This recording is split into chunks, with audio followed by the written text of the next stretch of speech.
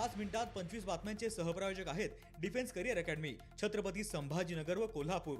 युवक युवतींनो, भारतीय सैन्यात घडवा अभिमानास्पद करिअर।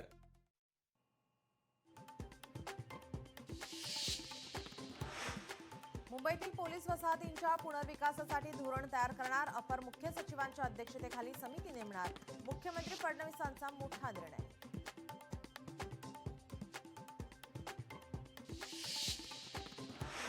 सेस आणि पागडी इमारतींच्या संदर्भात उपमुख्यमंत्री शिंदेंची मोठी घोषणा, भाडेकरूंच्या ताब्यात जेवढे क्षेत्र आहे भाडेकरूंना तेवढंच FSI मिळणार।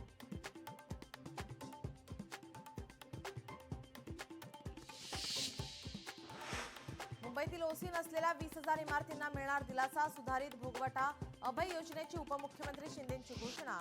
या योजनेमुळे 10 लाखांपेक्षा जास्त लोकांना फायदा होणार।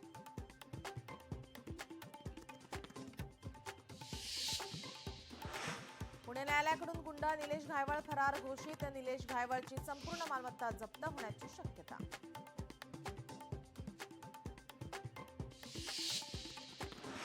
पुण्यातील मुंढवा जमीन व्यवहार प्रकरणी अमेडिया कंपनीला 21 कोटी भरण्याचे आदेश, 21 कोटींवरील व्याजाची रक्कमही भरावी लागणार, नोंदणी आणि मुद्रांक विभागाचे चौकशीनंतर आदेश।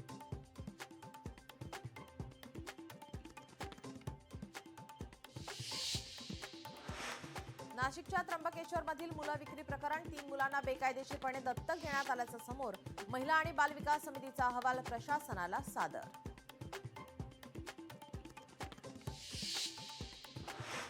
ज्येष्ठ समाजसेवक अण्णा हजारेंचा मुख्यमंत्री फडणवीसांना पत्र, लोकायुक्त विधेयकाच्या अंमलबजावणीसाठी आमरण उपोषण करणार असल्याचा पत्रातून इशारा।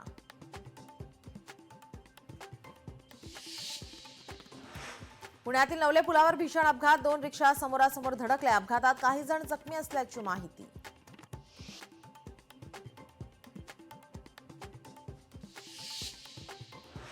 अरुणाचल प्रदेशातील अंजावमध्ये मजुरांना घेऊन जाणारा ट्रक हजारो फूट खोल दरीत पडला, अपघातात 22 कामगारांचा मृत्यू।